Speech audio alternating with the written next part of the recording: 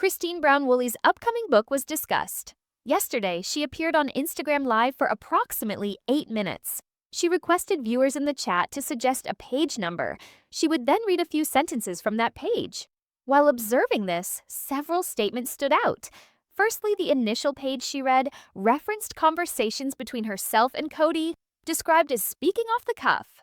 Subsequently, she mentioned Owen Allred. Owen is not her biological grandfather, he is her step-grandfather. Christine stated, "My grandfather sealed us for time and all eternity."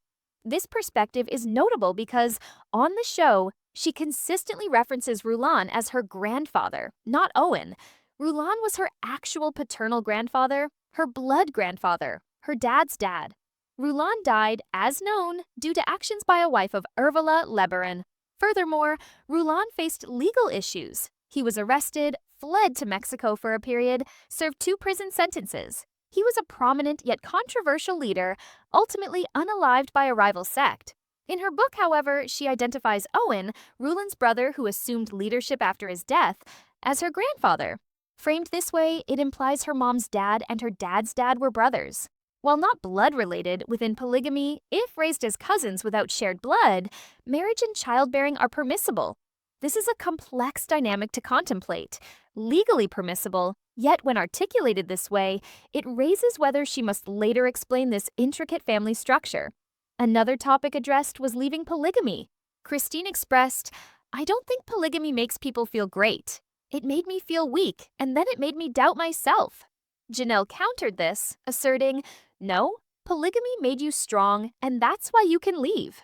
This counter-argument appears illogical. The gaslighting Christine experienced from Janelle near the end exemplifies a common experience for those departing polygamy. Even when choosing to leave, they face reminders that polygamy inherently improves them. Christine also disclosed information regarding conversations with Robyn, revealing dynamics unseen on the show. Additional excerpts include, "Initial recognition was enjoyable. They felt like celebrities. This later became exhausting. These were children who never sought the spotlight. They attended a small church school, primarily socializing with brothers and sisters. Suddenly, strangers requested selfies or professed their love for them on the show. Certain teachers behaved inappropriately. Regardless, a significant consideration involves parents deciding to place their children on reality television, transforming them into public figures. This mirrors contemporary dilemmas parents face regarding children's presence on social media or sharing photos. It constitutes a major decision. Should I subject my child to the internet? Should I subject my child to online criticism? Should I subject my child to potential internet harms and others' comments? Some parents decline. Personally, I refrain from displaying my child online, sharing no images since he was roughly 5. He is now nearly 13. Individuals must now weigh exposing their children to that world. These incredibly sheltered kids were thrust into a circus, effectively a lion's den, as many Americans already harbored hatred towards polygamy, deeming the entire culture offensive, inappropriate, obscene, perverse.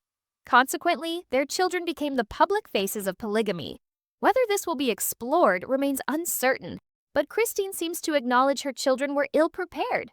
This might involve self-reflection, though its depth is unclear, especially as Truly remains rarely on the show. One day, returning from a group trip, Robyn initiated a request. "I want to talk about garments," she stated. As a reminder, garments, also termed temple garments or special Mormon underwear, are blessed underclothes. But folks, they are hot, especially our church's garments. The implication here suggests Robyn broached the subject of discontinuing garment use. This presents an intriguing perspective because Robyn, on the show, professes deep devotion to her faith, asserting its profound importance. However, prior to marrying Kody, she was wed to Preston Jessup, a man outside the church. They were not sealed, not married within the church. Preston wasn't a member. Consequently, Robyn did not wear garments for an extended period. It's uncertain if she ever wore garments as an adult, as children typically do not. Adults wear them preparing for temple ordinances. Within this specific church, the garments extend to wrists, ankles, and neck, making them extremely hot.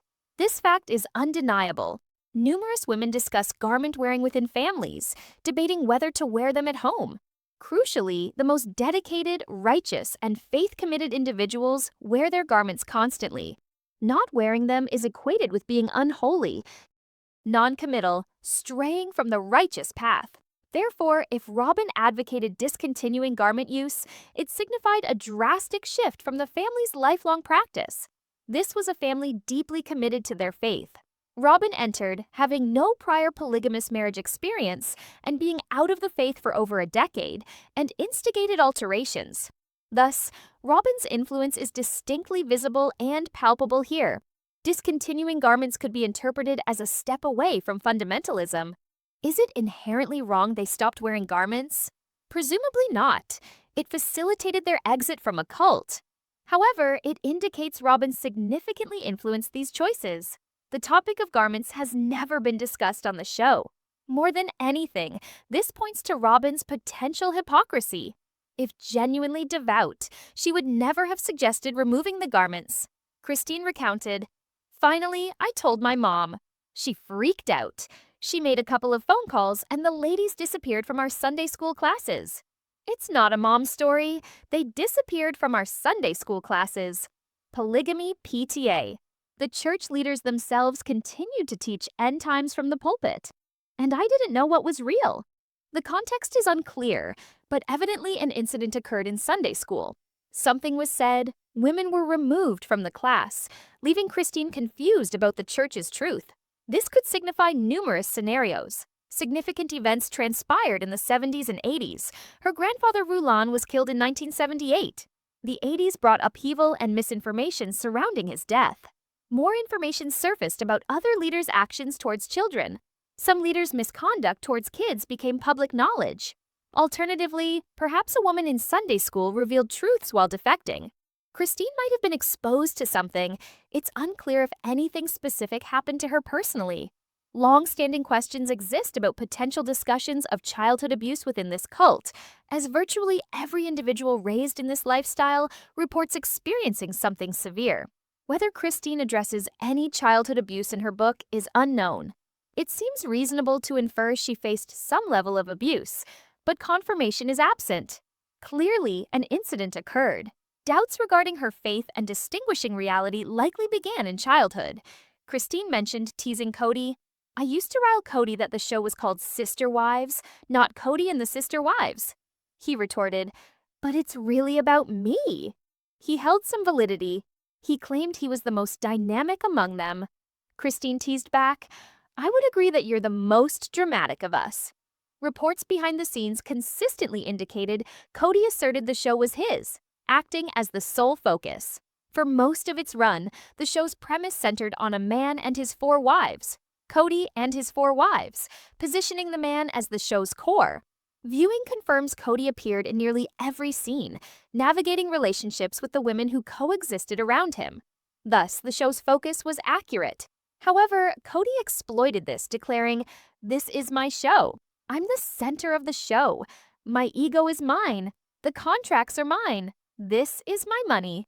Rather than individual incomes, they received one large check, with Kody controlling its allocation. Presently, even with wives departed leaving only Kody and Robyn, he maintains it's his show. Realistically, the show's longevity is questionable without revolving around Kody.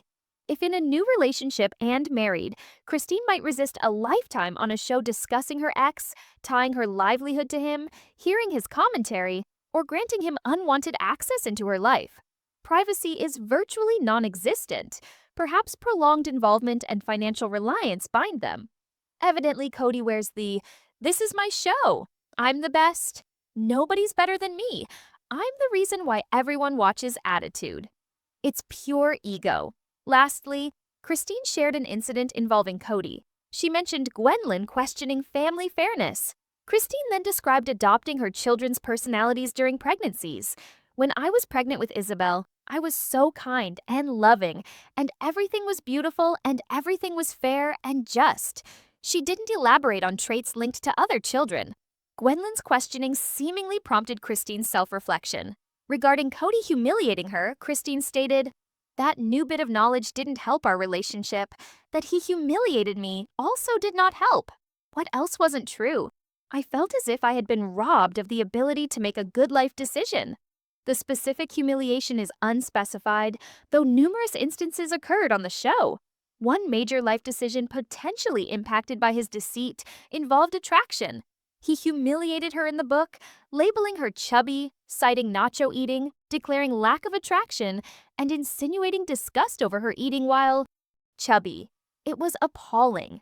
If a relationship's foundation involves lacking attraction, reluctance to marry, and absence of love, concealed before marriage while the man feigns attraction, desire to marry, and love, it fundamentally robs an individual of informed life choices.